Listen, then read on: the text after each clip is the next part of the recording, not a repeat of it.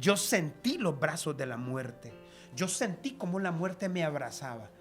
Sentí literalmente que el infierno festejaba que mi vida hasta ahí terminaba y que se ganaba un candidato para el infierno.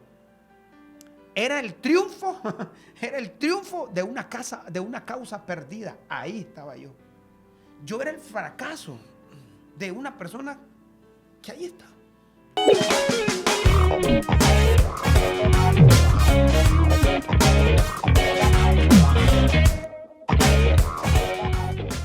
Hola, ¿qué tal amigos? Bendiciones, qué placer que nos puedan seguir. Estamos en Coffee Time y aquí hoy tengo el agrado y el placer de presentar a un gran amigo que ya tenemos algo de tiempo de conocernos.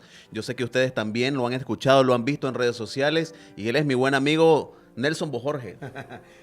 ¿Cómo estás, Cesarito? Bien, bien, gracias a Dios.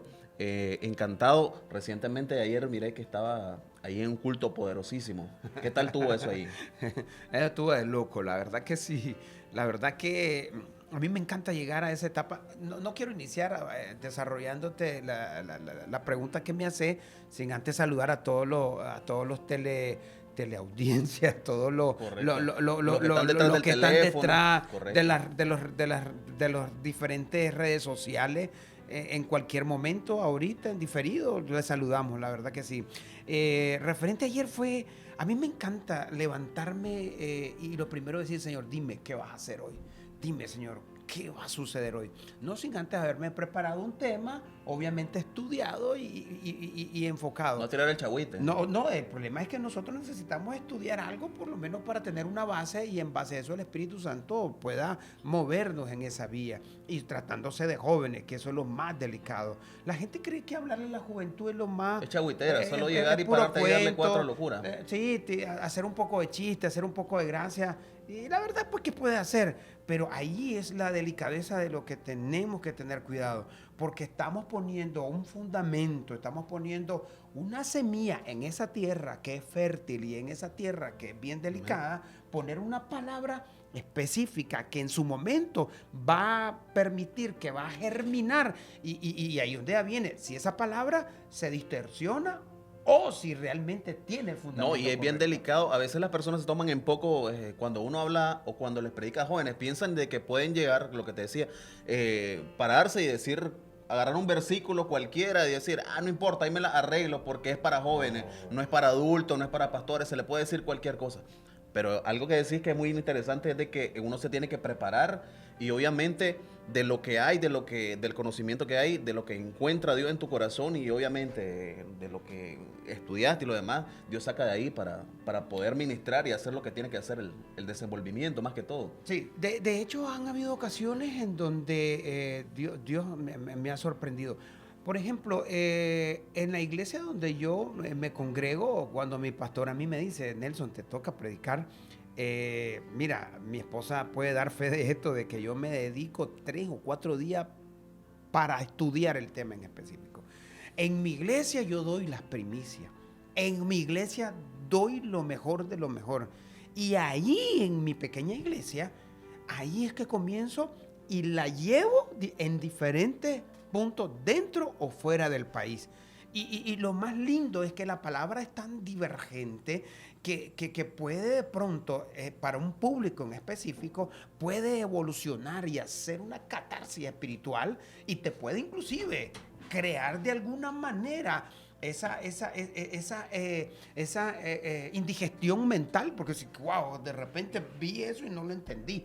Y eso es lo que me encanta, que la palabra de Dios produce eso, produce una persona nueva. Yo no sé por qué no nos han mentido el cuento de que Dios hace algo diferente. No, Dios crea cosas nuevas. Y eso es lo que a mí me hace ver y me encanta, créanlo. A mí me gusta trabajar, llegar y dar conferencias sobre los matrimonios, me encanta porque puedo hablar normalmente en las conferencias para matrimonio, puedo hablar en las conferencias pastorales, es un poco más complicado, tenerlo por seguro. Porque tienes que andar caminando un poquito más, no poderte ir a los extremos, saber por dónde caminar, los pasos. Es que de verdad, mira... No hay como mucha libertad en eso. No, de hecho que no. Como que te olvidas un ratito de Nelson Bojorge y Es que el problema es ese, que yo no olvido mis raíces, yo no olvido. Yo no puedo llegar a un lugar y pretender ser otra persona para poder ser aceptado. Y ahí es donde viene la indigestión mental que produzco cuando yo soy como soy.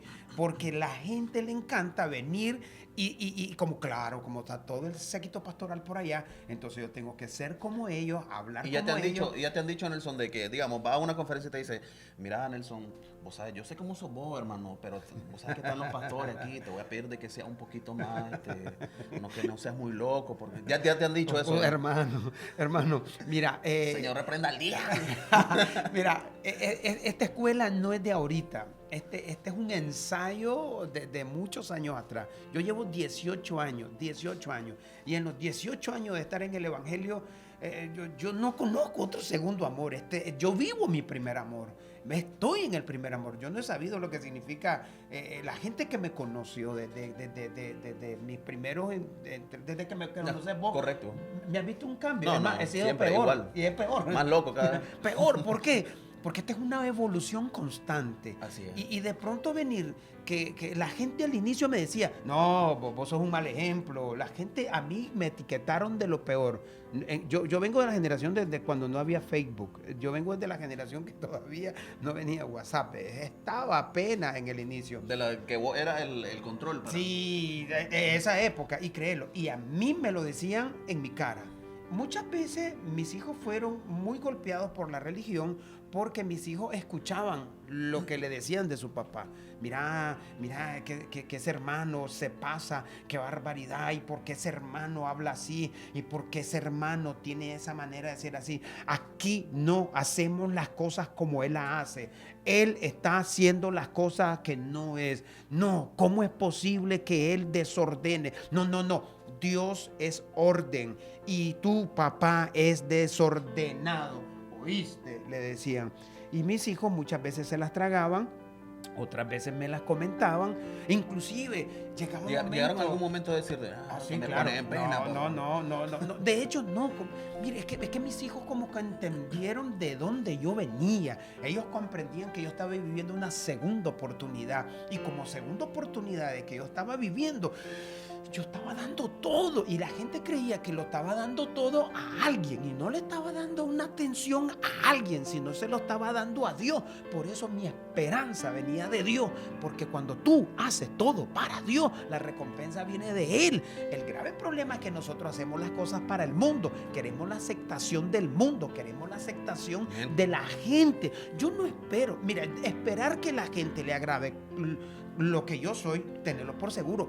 Te voy a decepcionar y te voy a dar una mala noticia. El 2022 viene peor. Si creíste que yo voy a ser diferente, mi amiga, mejor bloqueame, mejor ignorame, porque Nelson Bojorge no viene a agradarte, te viene a desincomodar como nunca antes.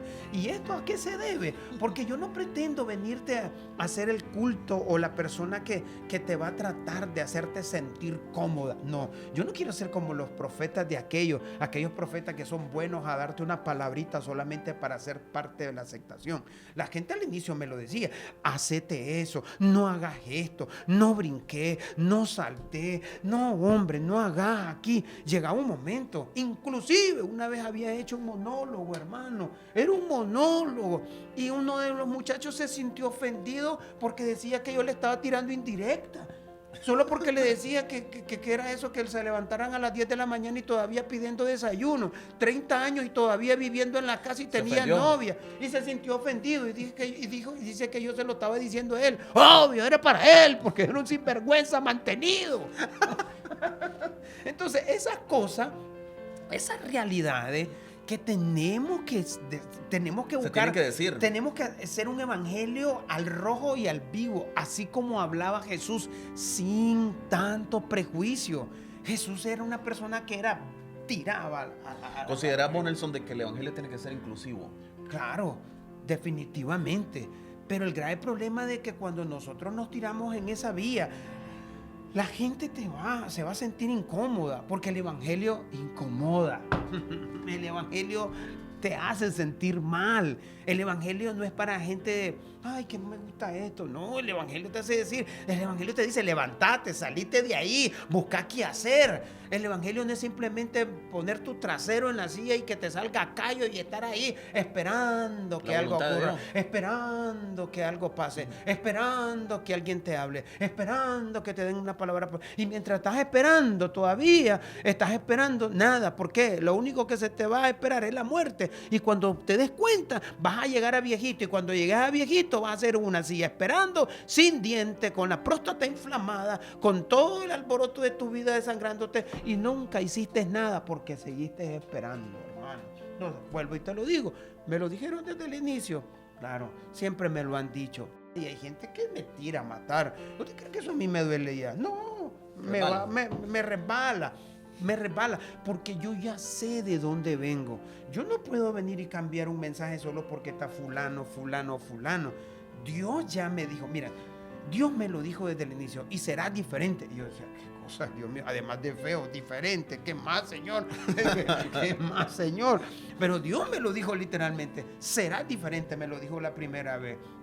Luego me lo volvió a decir, será diferente. La tercera vez me lo dijo, tú cargas algo diferente. La gente te va a atropellar por ser diferente. La gente te va a querer meter en el molde por ser diferente. La gente va a quererte que vos hables como todos ellos hablan, pero tú serás diferente. Yo no lo entendí hasta cuando comprendí. ¿Saben cuándo? Cuando la gente me decía, no hagas esto, no hagas aquello. Oye, hermano, te lo digo sinceramente, ¿por qué la gente se siente incómoda por como yo soy? Porque yo vivo una vida que yo vuelo. Yo trato de ir más allá de mis propios límites. Entonces la gente se asunta porque la gente que está sentadita es una gente que está sedentaria. Entonces la gente mira cuando alguien está de pie y alguien está volando, como cuando miramos un avión. ¿Te has fijado que cada vez que cuando pasa un avión helicóptero uno queda así como idiota? No sé por qué uno no siempre porque nunca ha visto uno. Uno dice, nunca ha visto el avión, hacia el avión, no lo había visto. No sé por qué, porque esas cosas es algo sobrenatural todavía a esta generación más del siglo XXI, donde todas las redes sociales, todos estamos a un clic de todo, todavía nos asombra ver un avión, wow, un helicóptero, sí. ¿Saben por qué? Porque estamos destinados para las alturas, y cuando la gente está sentadita, la gente le molesta cuando alguien está de pie, cuando alguien está corriendo o cuando alguien está volando. Amén. Qué excelente, ¿verdad? Siempre Nelson, cuando empieza a hablar una matraca. Nelson, naciste en Managua. Sí, soy de Managua, sí, es Managua, Nicaragua. ¿En qué momento de tu vida, o más bien, bueno, lo voy a pasar para después, creciste en Managua, pero no todo el tiempo fuiste cristiano? ¿Hubo un momento de Nelson que hacía antes de ser cristiano? De hecho, sí, nací en la iglesia evangélica. ¿Desde niño? Desde niño. Yo era de esos niños de que iba a la fuerza. Correcto, a la sí. fuerza. A escuchar los coritos. A escuchar los coritos, sí. Alabaré. Con los ignarios. Con los ignarios. Cuando allá correcto, se pase sí. lista. Cuando allá y que pasaba el pastor y te quedabas dormido todo el día. Bueno, depende. Yo, uno de mis primeros pastores que yo provengo de las iglesias de Dios, aunque ustedes no crean, había un pastor que yo siempre he admirado y generalmente nunca hago mención de ninguno, pero este es una excepción, se llama el pastor Everardo Salazar. Era un mentor, era un hombre que tú lo mirabas y te inspiraba. Yo a mis 8 años mirando a ese señor decía, wow, qué bonito habla ese hombre. O sea, me llamaba la atención, un hombre con mucha elocuencia. Otros tenían el espíritu de mandarme a dormir. Era un espíritu de aburrimiento. Siempre yo me llevaba las marcas de las bancas. Era el tiempo de las bancas, no de la silla. Entonces siempre llevaba las dos rayas aquí. Una raya acá. Entonces cuando estaba de un lado, todo lo que hacía me iba al otro lado, porque siempre era en la iglesia vacía. Entonces para ir parejo. Iba parejo. Bueno, hermano. Y babeado todo el tiempo. Yo nací en esa iglesia de Dios. Mi mamá, mi papá, mi otro hermano, íbamos ahí. Pero llega un momento en que Nelson Bojorge entra... Pero en un momento no te desviaste ahí de la... Sí, ¿verdad? Ya entro en la parte... ¿adolescente? En la adolescencia, sí, que no quería, obviamente, me aburría. Y yo vengo de esa etapa que la iglesia eran súper aburridísimas. Dios santo, no había nada. Ahí ahí necesitábamos un avivamiento. Y bueno, luego sí, yo regreso, porque ahí es donde viene la parte, instruye, no obligue, instruye al niño. Cuando tú haces esa parte como padre de instruirlo en el camino, al niño le queda algo. Recuerda, venimos del polvo, somos tierra, nosotros somos tierra, somos polvo de esto, de la creación de Dios. Y como tal, ahí es donde uno tiene que tener cuidado que cada palabra que nos damos, escuchamos o vemos o nos dicen es una semilla. Y cada acción que uno va recibiendo, ahí es donde te determina. Yo todos los días me hablo a mí mismo. Yo digo, hoy negro la vas a reventar porque hoy no saliste con mucha gracia, pero tienes la gracia de Dios. Me explico, yo estoy dándome una realidad, pero también me transmito y me transiciono a otra realidad. Correcto. Es tu realidad chocando con los propósitos que Dios establece. Y yo me levanto cada mañana diciendo eso. Cuando a mí me sucede ese momento en cuando yo estoy en la iglesia, yo necesitaba ir a la iglesia porque mi mamá y mi papá me Correcto. Anda apartado un yo tiempo. ando apartado, sí. Bacanal. No, suave, No tan así. Lo que pasa es que fue el tiempo cuando el servicio militar patriótico, y en esa época, ustedes saben, pues uno se deslindió. Y ahí fue cuando miré muchas cosas y dependía de Dios y obviamente Dios me protegió ahí de 3 intentos de muerte, créanlo. Eso fue algo increíble. Ahí, para hacer un paréntesis, Nelson, si vos pudieras comparar tu etapa de tu vida de ese año de adolescencia y lo pudieras transportar para esta época, hubieras dicho de que es un poco más difícil, o sea, considerando a los jóvenes, teniendo en cuenta a los jóvenes lo que pasan hoy con la tecnología, las redes sociales, las influencias que hay, como pasar esa transición tuya, decir, si Nelson Borges hubiera pasado a este tiempo, a esa etapa que vos anduviste apartado, hubiera sido más difícil, creemos. Es que mira, uno tiene que aprender a respetar las etapas de cada o las temporadas de cada vida que nos toca vivir. Créanlo, o sea, yo viví una temporada, o sea, tú viviste otra. Correcto. Esta generación está viviendo otra.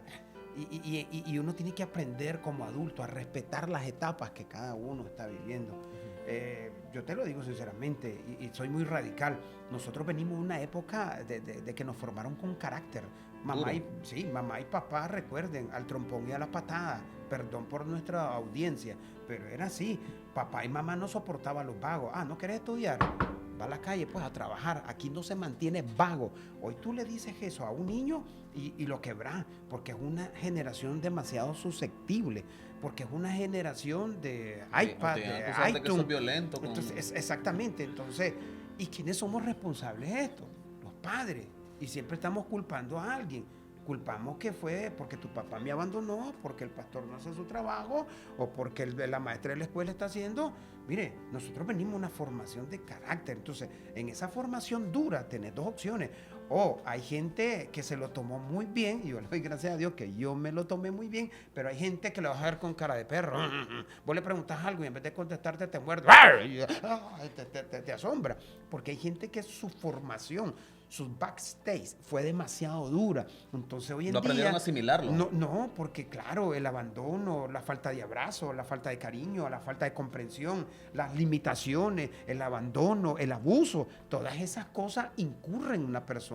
Yo respeto y entiendo hoy en día que el hecho de que aquella persona no puede reír y no puede gozar, hay un trasfondo de por medio. Nosotros tenemos que entender que somos seres humanos y como seres humanos debemos respetar eso. Cuando yo vengo y necesito ir a la iglesia, vean esto, mi mamá y mi papá, yo no me gustaba la iglesia, era aburrida, yo me dormía en la iglesia, eso era, ustedes no me van a decir, ay, qué bien ir a la iglesia. No había redimido, no había absurdo. Ay, Dios mío, ¿quiénes? Los voceros de Cristo. La Biblia dice que el hombre, o sea, ¿quién a un niño le iba a inspirar a eso? Sí, claro. ¿Quién? Miguel Bonilla, ay, Dios mío. Marino fue otra época. Ya todavía más para acá. Ya cuando Marino sonó, ya era un evangelio ya además de miedo. Cristo vino. ¡Ay, Dios mío! Qué terrible. Nadie sabe lo temeroso que yo viví. Mamá, papá, mamá, Fernando, nadie, ¿de quién está? Se lo llevaron, me quedé. Viví con el trauma. No, se andamos en el mercado. Sí, todo el mundo andaba, ay, Dios mío, pensé que me había quedado. ¿Por qué? Porque nos metieron un evangelio de miedo. Y cuando tú vives esa formación, por eso uno tiene que tener que todo lo que tenemos, micrófono, que todo lo que tenemos, audiencia, que todo lo que tenemos de alguna manera, alguien que nos escuche, necesitamos estudiar y entender y comprender a través de la comprensión, a través de la palabra de Dios, a través de la revelación de Dios, que necesitamos educar. Porque hoy vivimos una generación tal vez no tan formada correctamente, pero eso depende de que alguien, quién sabe, qué les dijo y hoy se lo creen. Porque hay un montón de gente que creen defendiendo la verdad, una verdad que es ridícula por alguien que creyó que era verdad, pero que hoy no vale nada. Así. Un montón de gente que dice que eso es correcto. No. Sin fundamento y sin nada. Sin fundamento, sin nada, sin propósito, vacíos totalmente. ¿Por qué? Porque no es lo mismo cuando tu verdad está aquí en el corazón. Entonces vos entendés cómo son las cosas. Cuando yo entro a la iglesia y regreso a la iglesia, yo siento que necesito, porque Dios me había guardado de 3 intentos de muerte en el servicio militar. Yo sabía que Dios me había guardado. Y yo llegué a la iglesia por agradecimiento. Y inmediatamente, ¿Y en qué momento descubrís? O sea, una cosa puede ser llegar a la iglesia, pero ¿en qué momento puedes sentir, digamos, el llamado de Dios a hacerlo? ¿O en qué momento llegó eso que te impactó tanto para poder hacer lo que vos haces hoy, para vivir de la manera que vivís? 2 minutos. Cuando entro a la iglesia, yo entro con un deseo de servir a Dios. Mira, un deseo, algo que yo quería hacer. Por el agradecimiento de Dios. Por el agradecimiento de Dios. Pero de repente comienzo a escuchar y todo y como soy, con esta personalidad. O sea, siempre ha sido así. Siempre no es que de pronto un día te despertaste. Yo siempre he sido inquieto, yo siempre he querido hacer algo, yo siempre he querido crear algo, yo siempre he querido inspirar, motivar, o sea, no me gusta ver lo normal. Yo sí veo que ese vaso está ahí. No, hay que ponerlo de otra manera, porque de otra manera tal vez a alguien más le va a encantar. Así soy yo. Y cuando yo comienzo a ver, la gente me observó. Entonces el pastor, en ese entonces había trabajo de liderazgo, entonces me propuso ser pastor de jóvenes. Cuando me propuso ser pastor de jóvenes, perdón, no era pastor de jóvenes, líder de jóvenes.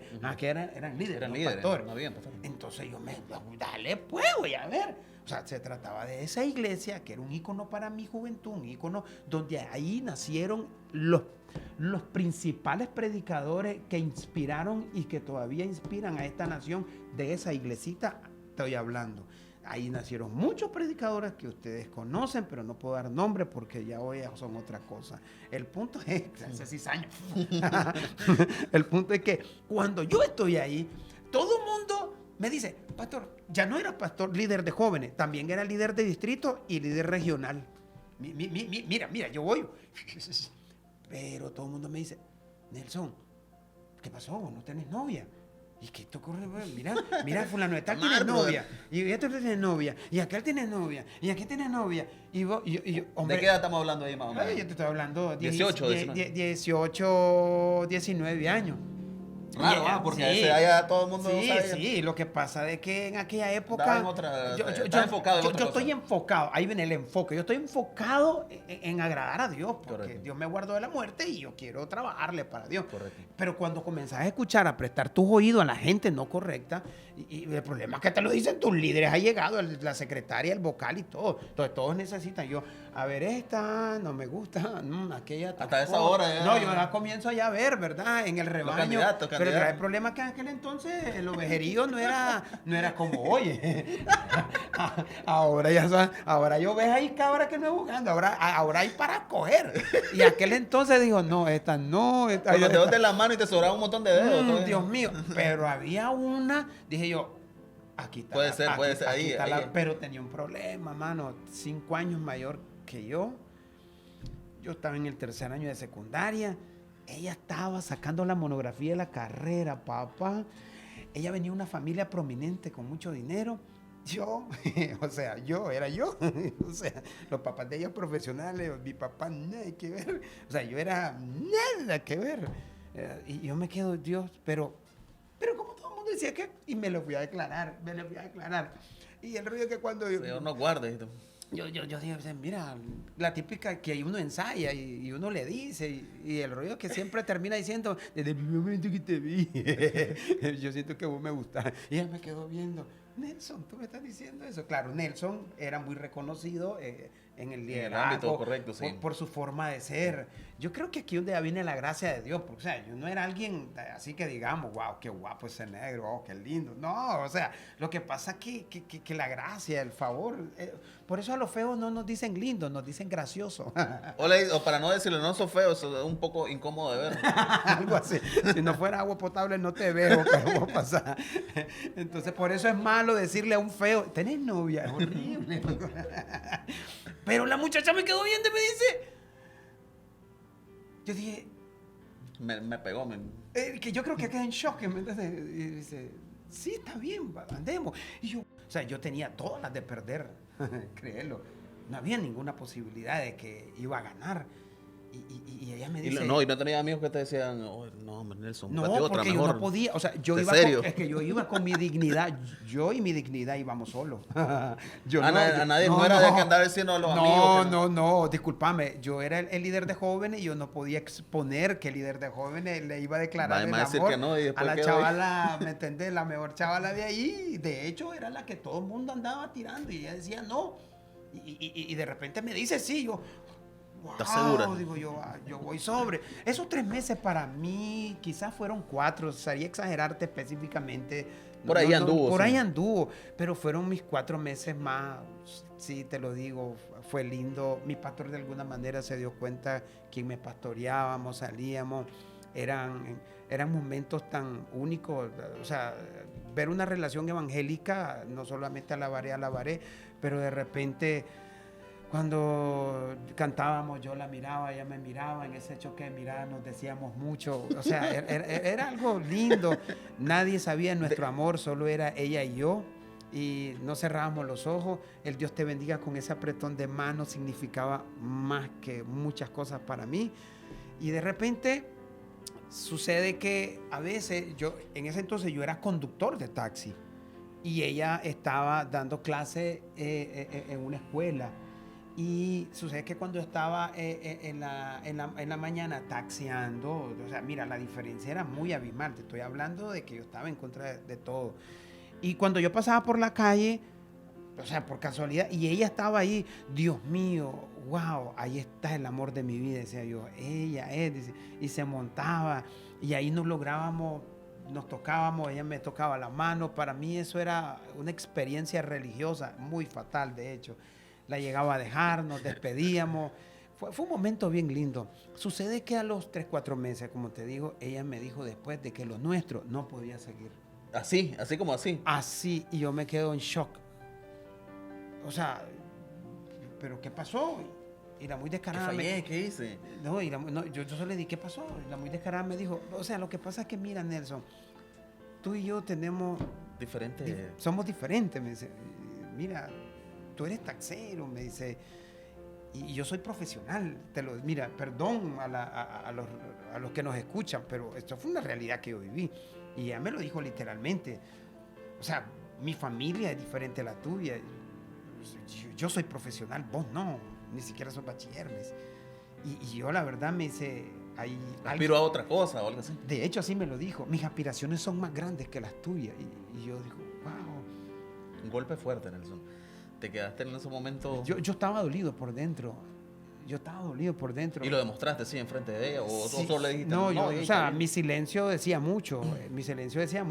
Lo peor fue que si ella me lo hubiera dicho por dignidad, hasta ahí yo hubiera quedado, o sea, todo hubiera quedado de que era porque yo obviamente no tenía nada que dar, pues.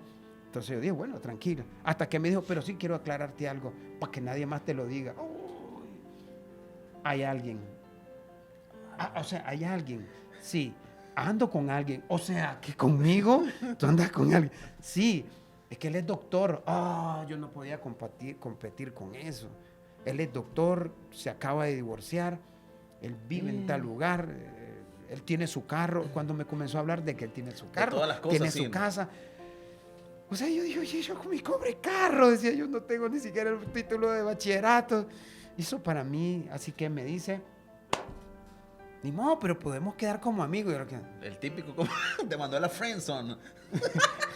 O sea, ese es como cuando te secuestran y te dice el secuestrador, vete a tu casa, pero escribime, podemos ser amigos. Yo que sí,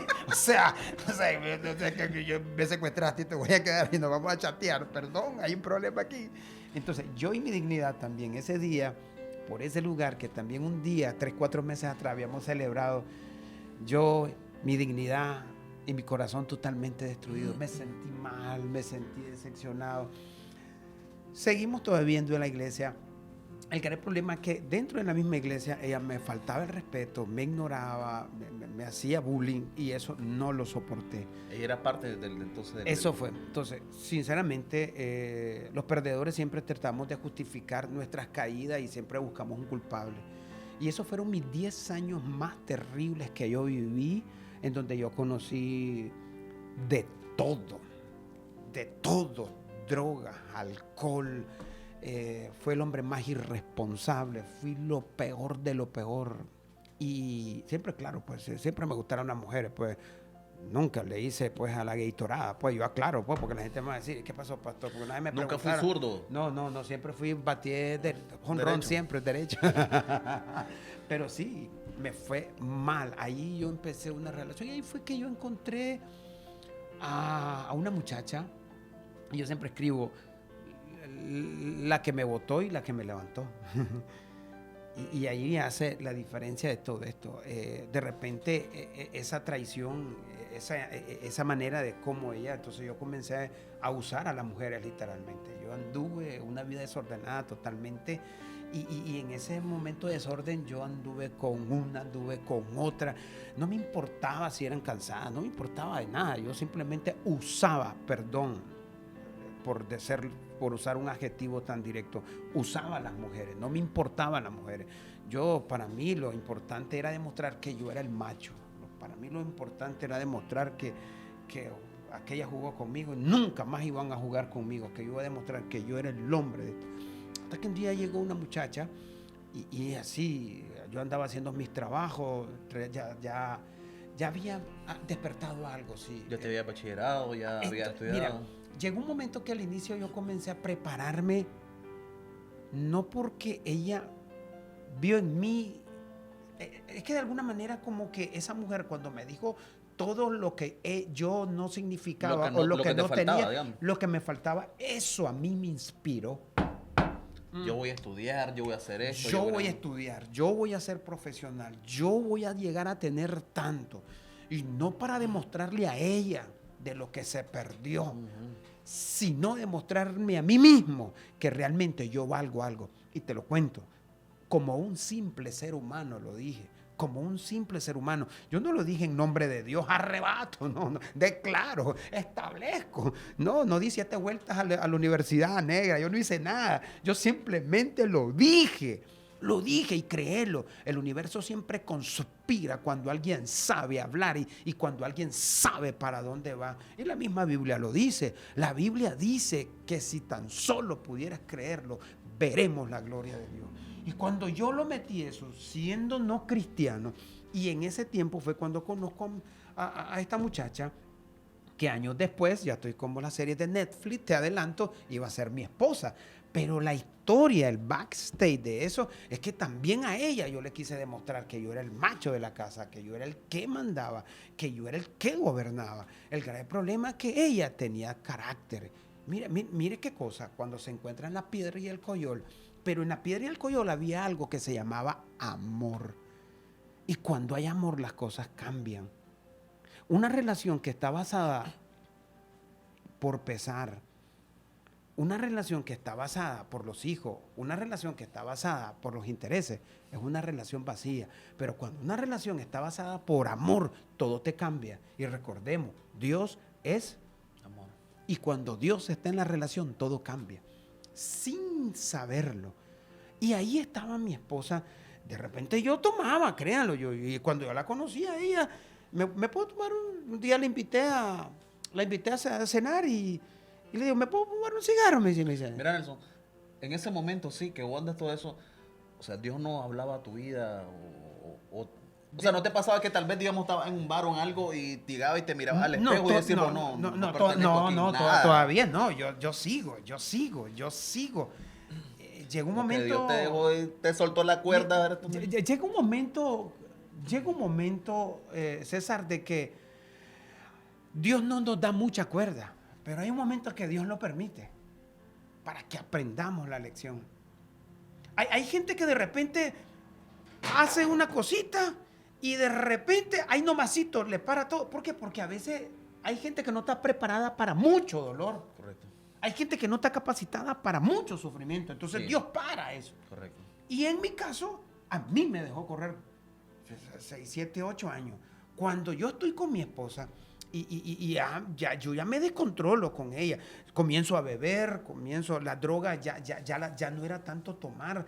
Yo me tomaba 2 cervezas y salía corriendo a buscarme. Ya era otra cosa, Ahora, era otro nivel. ya no era solamente marihuana, ya no era solamente coca. Yo necesitaba piedra, yo necesitaba crap. Y ya ha llegado un momento en que yo me tiraba hasta $100 de crack en una sola noche. Y el grave problema es que mi esposa no se da cuenta de eso. Entonces yo tenía una doble vida. Una vida de donde yo era el profesional, el que dirigía los proyectos. Pero la otra vida en el barrio, yo era el piedrero, el gárgola, el que se trasnochaba. Yo era el que le daba vergüenza a mamá y a papá. Yo era el que en Vía Venezuela todo el mundo lo conocía como lo peor de lo peor. Y eso para mí me denigraba. Ahí es cuando yo comienzo a sentirme mal. Ya te estoy hablando ya a los 10 años, finales de los 10 años. Yo ya estoy sintiéndome que yo no encajo en ese lugar. Ahí todavía no tenés hijos. Ya tengo mis 3 hijos. Oh, my God. Yo ya tengo a mi hijo. Lo peor que cuando mi esposa me dice que está embarazada de nuestro último hijo, ahí yo me decepciono porque digo yo, ¿y ahora qué hago? ¿Y qué estoy haciendo yo aquí? Digo yo. Y eso no es nada. Me había metido en una relación con otra mujer y se embaraza también. Y eso colapsó. ¿Cómo le voy a decir 2 hijos de la misma edad en el mismo tiempo? ¿Cómo le voy a decir al amor de mi vida, que yo la amo, que tengo otra mujer embarazada? Y en ese colapso de tiempo, ahí fue que yo me comienzo a decepcionar. Yo consumía más droga, yo me metía más, me tiraba 3, 4, 5 noches haciendo esto. Y llegaba a la casa, yo me sentía decepcionado, yo sufría, y yo lloraba, le pedía a Dios, Dios, dime qué hago. Ahí que comenzaba. Ya colapsado. Ya. Yo ya le decía al Señor, Señor, yo no sé qué hacer, Señor, si de alguna manera. Yo recuerdo que de niño una vez me dijeron, tú serás de bendición a la juventud. Tú serás un punto de partida a la juventud. Y yo decía, Señor, pero yo no lo veo, Señor. Estoy metido en un hoyo, más bien, ¿no? Es más, me quedaba a las 3, 4 de la mañana solito en el Iván Montenegro. Solito me quedaba y decía, Señor, yo no sé qué hacer, Señor. Yo me estoy muriendo, Señor, yo no sé qué hacer, Señor. Y bien,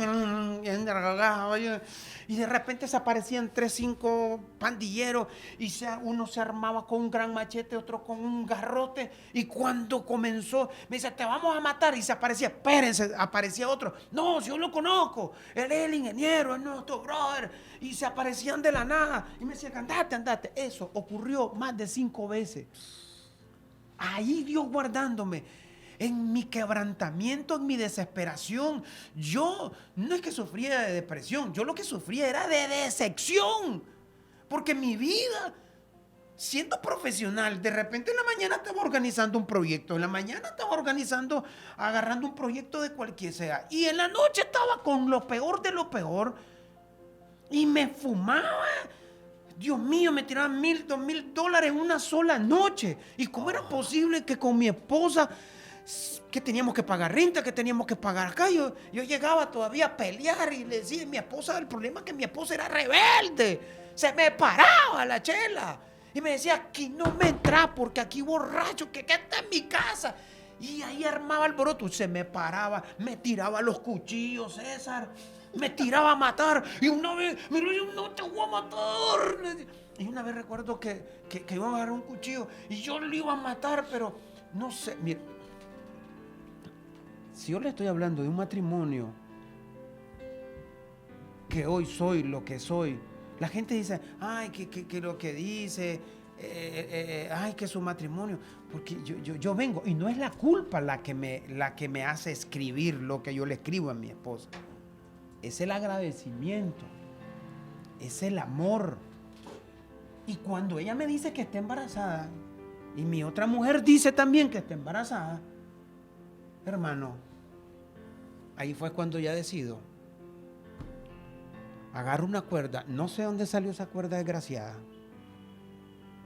No sé dónde agarré ese banco. Le vamos a poner punto y final a esto. No sé, no sé dónde agarré valor. Yo creo que la muerte sí estaba ahí. Y Dios viendo todo el espectáculo. Y yo simplemente agarré la cuerda,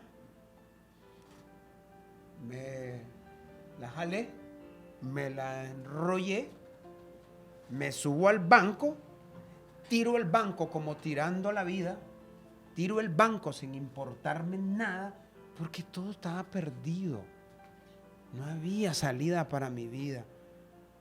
2 hijos, ¿qué iba a hacer yo con 2 hijos? ¿Cómo le voy a decir al amor de mi vida? ¿Y cómo le voy a decir a mi otro hijo? Porque aquí viene el problema.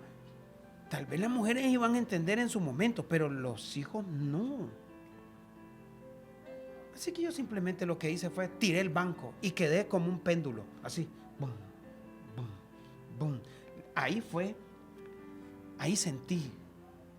Yo puedo decir unos 10, 12 minutos, porque dicen que después de 15 minutos ya se te va. Y, o sea, a ver, ¿está guindado? Yo estoy guindado, literalmente. Yo estoy a este nivel, este es el piso, y yo estoy a este nivel, guindado. Mi peso está socando la cuerda, y yo estoy guindado, como un péndulo. Ahí sentí literalmente los brazos huesudos de la muerte. Es lo único que yo sentí. Yo sentí los brazos de la muerte. Yo sentí cómo la muerte me abrazaba. Sentí literalmente que el infierno festejaba que mi vida hasta ahí terminaba y que se ganaba un candidato para el infierno. Era el triunfo de una causa perdida. Ahí estaba yo. Yo era el fracaso de una persona que ahí está. Mi decisión fue, no puedo controlar las drogas, no puedo controlar el alcohol, no puedo controlar mi desastre en mi familia, mis hijos están grandes, no tengo oportunidad de cambiar, yo no puedo cambiar. Yo intenté de miles de maneras cómo quitarme mi adicción, no puedo. El no puedo lo entendió mi mente, lo cauterizó mi vida, no miré ninguna luz, no escuché ninguna voz. No, para mí sería muy fácil decirte que vino la revelación sobre mi vida. No, soy sincero, no escuché. No ocurrió nada. No, solo sí.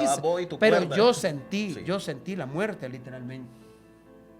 De repente un familiar se levanta a 3:30 de la madrugada en el silencio y mira la expectante, espeluznante y desmacabra escena de ver a alguien ahí guindado. Ella grita, ella dice, ayúdenme. Mi peso me está socando, o la misma gravedad, mi propio peso soca la cuerda. Y dice que no sabe cómo hizo para soltar y fue cuando yo caigo, ¡pum! Y me golpeo la cabeza. Yo creo que de ese golpe nacen muchas locuras. Y fue en ese momento que sentí miedo. César, sentí miedo. Es la única vez en mi vida que yo sentí miedo. Miedo, el miedo de verdad que te... Sentí miedo. Dije yo, ¿qué? Y recuerdo que cuando yo estaba ahí, yo tuve como un sueño. Cuando estaba en la escuela dominical, me recordé mi maestra de escuela dominical. En el momento de que yo estoy guindado, ese es un detalle.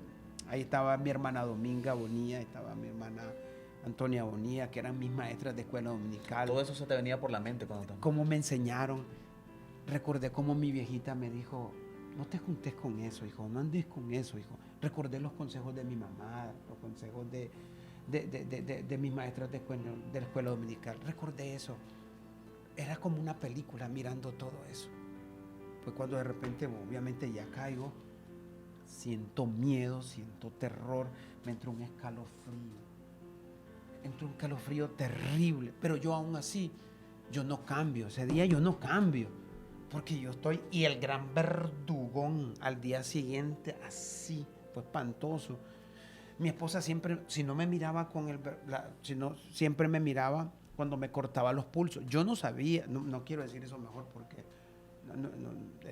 por respeto a la audiencia, pero mi esposa supo las veces de intento de suicidio, porque yo me perseguía el suicidio. Yo literalmente me quería matar, yo quería morir. Mi vida no tenía valor alguno. Pero qué desgracia la mía que ni morir podía.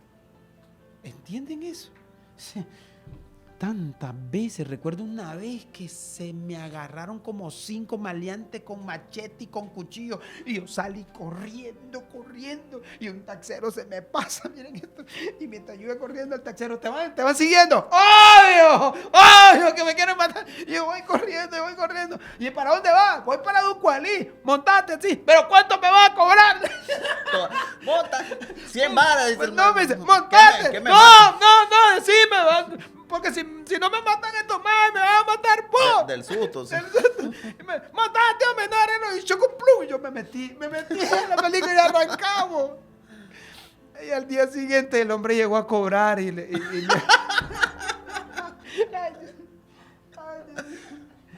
Hombre, para hoy yo voy a ser el que te... ¿Qué te digo con esto? O sea, la gente no entiende el backstage de lo que yo pasé, de lo que hemos pasado, del sufrimiento que le hice pasar a mi esposa, a mi familia, de dónde vengo, y por eso soy por como soy.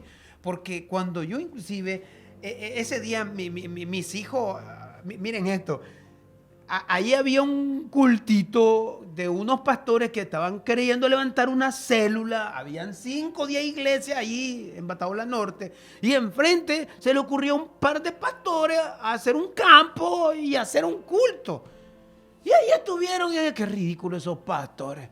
Y mi esposa de amor, hay que ir al culto. ¿Quiénes fueron? Mis hijos. Y ahí estaban mis hijos. Y recuerdo que mi hijo, el último, cuando yo me decepcioné, ese último fue el que llegó ahí. Y por ese hijo que yo llegué un momento a decepcionarme, por ese hijo entró el evangelio a mi casa. Cuando mi hijo llega allí, papá, vamos a la iglesia. Y me decía, sí, yo le decía, ahí voy a llegar. Dice que mi esposa me decía que él me esperaba desde las 6 de la tarde, un viernes. Y mi hijo allí esperándome a qué hora llegaba su padre. Y su padre no llegaba un viernes. Mi esposa nunca miraba el reloj a qué hora llegaba. Mi esposa miraba el calendario a ver qué día me aparecía. A ese nivel era nuestro matrimonio. Mi hijo se acostaba. ¿Cuántas decepciones yo le hice a mis hijos? ¿Cuántas decepciones le hice a mi familia? ¿Cuánta vergüenza le hice pasar a mis padres? O sea, yo viví lo más difícil, créelo. Yo te estoy hablando, yo sé lo que significa la droga, sé lo que significa el alcohol. Yo sé ese camino, entiendo ese. Yo cuando escucho, cuando siento el sabor al crack, cuando lo escucho, sé eso. A mí no me vas a hablar de depresión, de angustia, de hambre, porque yo ya viví por eso. A mí no me vas a venir con las falacias de mentirme, mandarme un evangelio del flow, de ahora del reino, más que reino, es de su propio interés, porque yo sé de dónde vengo. Y a un hombre de la calle no le vas a decir fácilmente lo que tenés que hacer, porque ese hombre ya por dentro está sabido para dónde va y sabe a quién agradecer. Y cuando vos entendés eso, ¿cómo lo entendés? Solamente cuando sabés el sabor de la calle, el sabor de la desgracia y el sabor de quien te levantó. A él le debes la única agradecimiento es quien te levantó, no quien te critica. Y esa es la diferencia de muchos que honran a ciertas personas por intereses, no por amor. Y ahí está la diferencia entre lo que yo hago y lo que tú haces. Porque lo que yo hago, lo hago por agradecimiento. Mientras que tú lo que tú haces, no lo haces por agradecimiento, lo haces para impresionar. Y como quieres impresionar, entonces tu impresión viene de parte de los hombres. Y cuando los hombres te van a dar algo, los hombres también te lo quitan. Y ahí viene el problema de la felicidad con el gozo. Porque el gozo te lo da Dios. Y cuando Dios te lo da, nadie te lo quita. Nadie te Pero lo la felicidad te la da el hombre, y como te la da el hombre también te la quita. Y ahí está la diferencia en lo como yo canto y como tú cantas, en como yo sirvo y como tú sirves. Ahí radica la diferencia, porque unos decidimos, porque cuanto más Dios nos perdona, más tenemos que agradecer. ¿Entiende la diferencia? Y ahí estaba ese hombre, ahí estaba yo, cuando una vez le dije a mi esposa, mira, mi amor, nos van a dar un proyecto. Y si ese proyecto nos dan, le voy a regalar a esos hermanitos el refrigerio. ¿Para qué más quiso el cielo? Escuchó eso. ¡Pah! Me dieron el refrigerio. Me dieron el contrato. Y les dimos el refrigerio.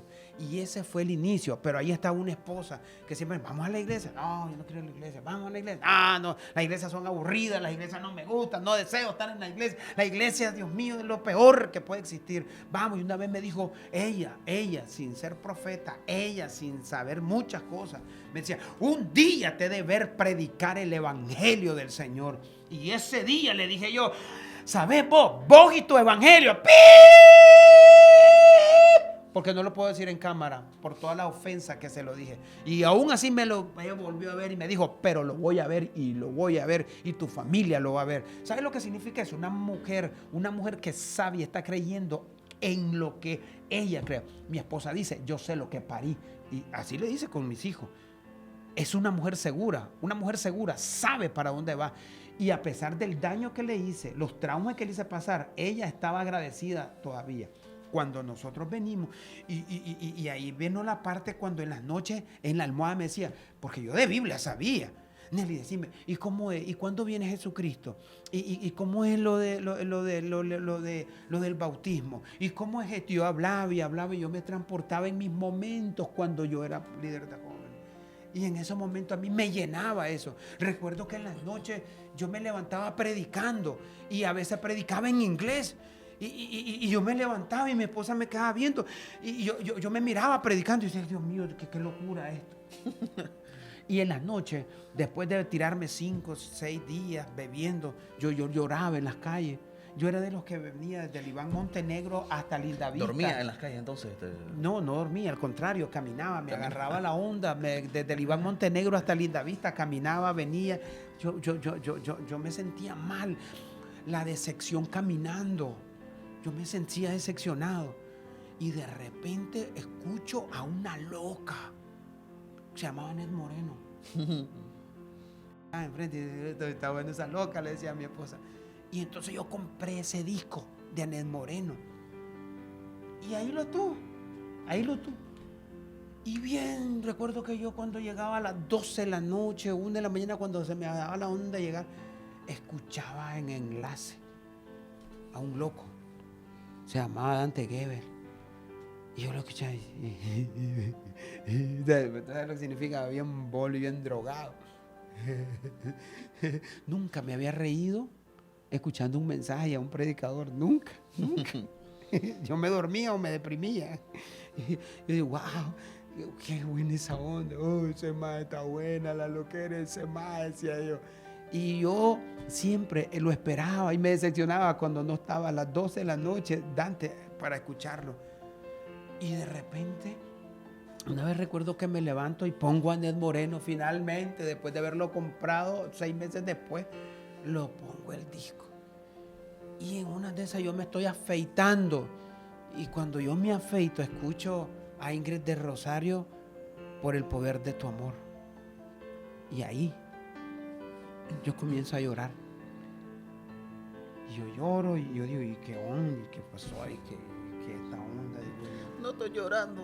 Yo digo, y lloraba, pero yo de repente yo sentí que algo entró en mi vida. Entró algo en mi vida y yo salgo, César. Y yo le dije, amor, Dios entró en mi vida. Mi esposa me dijo, fue la única que creyó. Dios entró en tu vida, Nel. Sí, amor, Dios entró. Estaba mi cuñada ahí, le digo, sí, Dios entró en mi vida. Le digo, me agarro a mis hijos, chicos, le digo, Dios entró en mi vida. Y mis hijos todos asustados. Estuve en una casita pequeña y me meto al cuarto. Eran como las 9 de la mañana y yo lloré. Yo yo sabía, 10 años. 10 años diciéndole al Señor, 10 años diciéndole al Señor que entrara a mi vida. Por eso yo digo, las oraciones sinceras son las de un pecador. Las oraciones sinceras vienen en los hospitales, las oraciones sinceras están en los cementerios, las oraciones sinceras están cuando estás en tu peor estado emocional, cuando estás más reventado, más quebrado, cuando estás más decepcionado. Esas son las oraciones sinceras, nunca están en los templos, porque en los templos no son oraciones sinceras, son oraciones con intereses. Dame un carro, dame una casa, quiero naciones, quiero quedarme a conocer. Eso no son oraciones que son válidas. Tal vez sí, tal vez no, pero si tú solo te acercas a Dios solo por interés, entonces créelo, te vas a decepcionar, porque a Dios le encanta primero vaciar literalmente tu cartera para llenar tu corazón, para que cuando te llene el corazón, te llena la cartera y entonces tú sabes qué hacer con la cartera llena. Y eso lo aprendí mucho. Ahí fue cuando yo entendí eso y Dios entró en mi vida. Yo llamé a mi mamá, llamé a mi papá, tengo que decirlo, no creyeron. Llamé a mi familia, no me creyeron. Y yo quería buscar un pastor, yo quería decirle a un pastor que Dios había entrado en mi vida. No había ningún pastor, nadie había ahí. Busqué a las hermanas, que todas las hermanas, yo le quería decir a todo el mundo que Dios había entrado en mi vida, nadie estaba. Y yo estaba emocionado. Yo le decía, ya mi Dios entró en mi vida.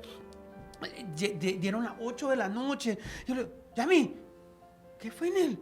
Yami, 12 horas tengo. ¿De qué? De no fumar. Tenía 12 horas. Yo fumaba un paquete de cigarros diario.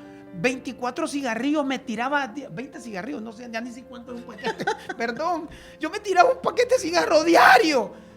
Y yo decía, ya no fumo. Le dije a mis amigos, muchachos, los decepciono, ahora yo soy cristiano. Ah, no, Nelson, ahora en Semana Santa vas a caer. Pasó Semana Santa, negra. No, no te preocupes, ahora en la fiesta de Agostina, negra, no caí. En diciembre es tu caída. Llevo 18 años de vivir el primer amor, de vivir el primer encuentro que Dios me cambió con mi vida. Eso es algo que yo todavía le agradezco. Por eso soy como soy. Soy una persona agradecida. La gente me ha querido detener, pero se les olvida que a los imparables difícilmente no lo vas a detener, porque Dios estableció una meta, y cuando Dios te establece esa meta, no hay nada ni nadie que te lo pueda detener. Dios me dijo para dónde ir, me dijo que yo iba, y para esa meta ahí voy a llegar. ¿Por qué? Porque es mi meta, es mi relación personal y directa, es con Dios, no con la religión, no con la voluntad humana. La gente siempre me ha querido encasillar, y cada vez que me encasilla, siempre les desbarato el molde. ¿Saben por qué? Porque mi molde lo establece Dios, y cuando Dios lo establece, ahí viene el cambio. Por eso soy como soy. Por eso vivo un evangelio, porque yo tengo un concierto adentro. No necesito de música. Y ahí está la diferencia cuando te das cuenta que necesitamos motivadores o personas que son determinantes. Mira, ¿cuál es el problema de las personas motivadores? Que el motivador necesita de musiquita, necesita que le pongan la mano, necesita que le tiren una palabrita, necesita que llegue el profeta a tirarle el cuento, necesita y ahí se sienta, ay, Dios me habló. Los motivadores siempre van a necesitar que se tiran al suelo, necesitan que alguien les diga algo, necesitan que las iglesias estén abiertas. Los motivadores, por eso, cuando no hay nada de eso, se deprimen, pero el determinado sabe que tiene una meta por cumplir, y esa meta, cuando viene de Dios, no hay nada que lo detenga. Hace poco me visitó la muerte, mi esposa está ahí, y cuando la muerte me visitó, le dije, miren mi pelona desgraciada, si viene en su nombre, se me va por donde vino, pero si viene de parte de Dios, aquí estoy listo, lléveme a la hora que quiere. Porque los que tenemos y creemos y confiamos en Dios, no hay nada que nos pueda detener, porque la muerte inclusive le obedece a Dios. Qué poderoso. Es increíble cuando nosotros nos creamos conceptos con solo ver lo exterior, ver la carcasa, como decir, o cuando mira algo, por decir una taza que puede estar muy quebrada por fuera, pero el contenido adentro es lo que vale. Y es lo que muchas veces nosotros o las personas, digamos los seres humanos, y nos incluimos los cristianos, somos fáciles para señalar, para criticar, Y sinceramente, de las personas que más critican, y yo sé que te pasa, son las personas que menos hacen, son las personas que menos están contribuyendo al evangelio, son las personas que obviamente se sienten con un poder por tener obviamente un poder en la mano para poder opinar, porque ya lo hemos dicho la otra vez en otras pláticas, de que sin querer, obviamente las personas no saben, pero tienen ahora un poder en sus manos, y con eso pueden a veces destruir a alguien o pueden elevarlo también. Y lo puedes ver en las redes sociales, el contenido que vos consumís o que los niños consumen, que los jóvenes están consumiendo siempre. Y yo, por lo menos nosotros hemos sido bien enfáticos en esto. El contenido que se consume, 99%, vos desde que encendés tu teléfono y entras a cualquier red social, es contenido secular. Y no importa que sea secular, sino dañino, destructivo, tóxico y todo lo malo que puede hacer. Y cuando sale alguien con algo diferente, diferente para ellos, ¿no? Lo que decía, de encerrarlo en un molde, o de pensar, o si no salís con un traje, si no salís con una gran bibliota para decir, o no salís con un texto bíblico para hablar, entonces no sos cristiano, no sos evangélico, no sos pastor, no tenés derecho a hablar de Dios, no tenés ningún tipo de criterio para poder hablarle a las personas. Pero creo de que las personas que tratan de hacer eso, de que tratan, como decía, salirte del molde, son los que necesitan ser escuchados, son los que tienen algo que decir siempre, son los que están cerca del corazón de Dios para entender lo que Dios tiene que decirle al pueblo. Y por lo menos nosotros hemos sido bien críticos en eso, porque siempre donde vamos y con las personas que hablamos, les decimos a los que tienen la oportunidad, como decía, de poder tener un micrófono, y aunque no lo tengan, simplemente que tienen como un pequeño poder de poder estar en una cámara y poder decirle a las personas, hablarle, expresarle. De hecho, perdón, de hecho no estamos solos. Mira, tú publicas algo, mira, tú publicas algo y ya 10 personas te dan like, 10 personas te escuchan. Créelo, hoy tu voz vale. Claro. Tu voz vale, César. Y eso es lo que a veces no entienden. Hay una palabra de un predicador, John MacArthur, el que escribió la Biblia MacArthur. Él dice, posiblemente sos la única Biblia que un inconverso va a llegar a leer. La única. Entonces, no simplemente un inconverso lo va a hacer leer una Biblia o va a escuchar un mensaje en una iglesia, pero sí puede verte a vos, puede verte cómo caminás, cómo tratas a tu familia, cómo te expresás. Y obviamente eso es una forma de predicar. En algo va a llegar a impactar y va a decir, oh, wow, yo quiero ser como él, ¿por qué yo no puedo tener eso? Y simplemente no te das cuenta y lo estás predicando ya. Estás predicando con tu forma de ser, estás predicando sin necesidad de estar en un púlpito, sin necesidad de andar con el traje y la corbata, sino con simplemente tu forma de vivir, o con estar simplemente decirle una palabra a alguien desde un teléfono, desde una red social o algo. Fíjate que algo que a mi esposa le digo, siempre que vamos a cualquier parte, en cualquier lugar, a un supermercado, yo le digo, mi meta siempre es hacer reír a alguien. O sea, uno dice, qué terrible como la caera. Pero ojalá que... sí, todo. Y entonces, o inclusive cuando llamo a un operador en un call center, hola, yo siempre trato de decirle algo para romperles el molde, siempre. Cuando alguien me atiende, por ejemplo, cuando hay alguna llamada, le digo, don Nelson, algo más que le pueda ayudar. No, le digo, solamente, o algo más que me quiera decir. Sí, por favor, hoy que llegues a tu casa, espero que tu esposito te atienda bien, te sobe los piecitos, le digo, y siempre orando para que tu suegrita esté lejos. Y, ay, perdón, no me puedo reír, dice ella, porque me explico. O sea, tratar a la gente, hacer sentir bien a la gente, porque la gente está herida, la gente está lastimada. Si solamente vamos a la iglesia, a servir en la iglesia, a ser los servidores de la iglesia, a que todo el mundo nos mire, que somos los que estamos cantando, aleluya y gloria a Dios, eso eso estamos actuando. El papel verdadero de la iglesia no es dentro de la iglesia, es fuera de la iglesia. Es fuera de la iglesia que tú tienes que demostrar el amor de Cristo. Por eso a la gente le sale más fácil poner una manta, Dios te ama, pero la gente ya está harta de eso. La gente no quiere, la gente ya sabe que Dios te ama, la gente ya sabe que Dios le ama, la gente ya sabe que Cristo le ama. La gente quiere ver actos de bondad, de misericordia y de humanidad en los que dicen ser los seguidores de Cristo. Cuando tú empiezas a hacer eso, hacemos la diferencia. Entonces la gente dice, wow, realmente yo creo lo que la gente está, lo que Él me está diciendo. Jesucristo muy pocas veces estuvo en los templos. Él se fue en la gente más necesitada, en la calle. Y eso es lo que necesitamos hoy. Cuando tú llegues, miren, nosotros somos un radio de acción. Que cuando nosotros lleguemos a un lugar, Dios mío, hola, ¿qué tal? ¿Cómo está? Aunque la gente te ve normal, la gente, mira, que vos le decís a una muchacha, hola, ¿qué tal? Buenos días, ¿cómo está? Y te quedan viendo raro, acoso, porque si sos feo es acoso, si sos guapo o sea, es piropo, ya. Bueno. Está bueno. Es por uno. Segundo, pasas caminando, entonces le decís a un hombre, hola, ¿qué tal? Buenos días. O sea, la gente está tan mal acostumbrada, se enllavan. Una persona que anda metida con su teléfono, que no le importa el mundo exterior, le interesa el personal. A mí me encanta todas las mañanas cuando yo llego a alguien y le digo, hola, ¿qué tal? Buenos días. Buenos días. Porque eso hace que rompamos el molde. Decirle a alguien buenos días o simplemente decirle, hoy va a ser un gran día, hace sentir especial a la gente. Inclusive, uno puede hacer la diferencia en donde te encuentres, con quien esté.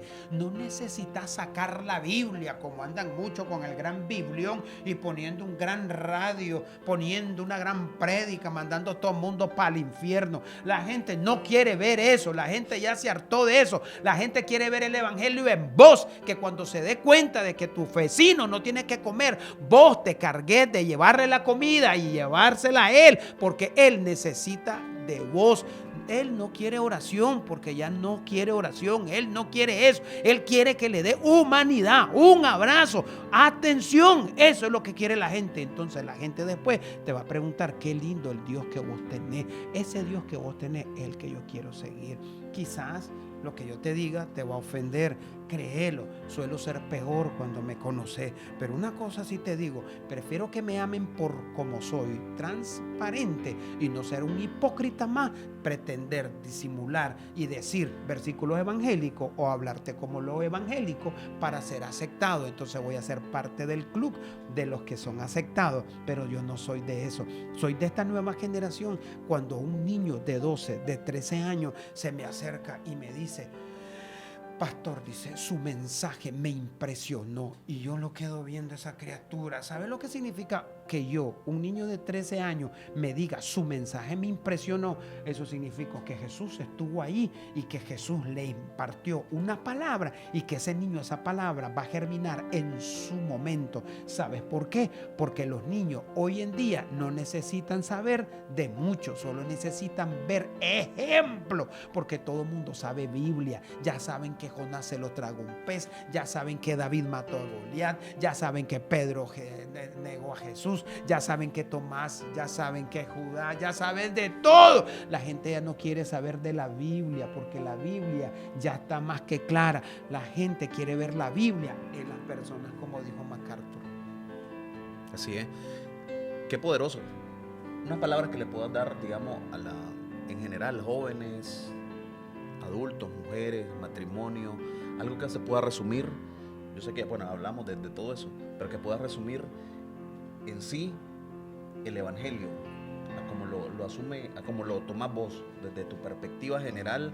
Ya sabemos lo que dice la Biblia, que el evangelio, de predicar, de esto y que el otro, pero si vos pudieras resumir el evangelio en general, a como lo asumís vos, a como lo aceptás, a como lo crees.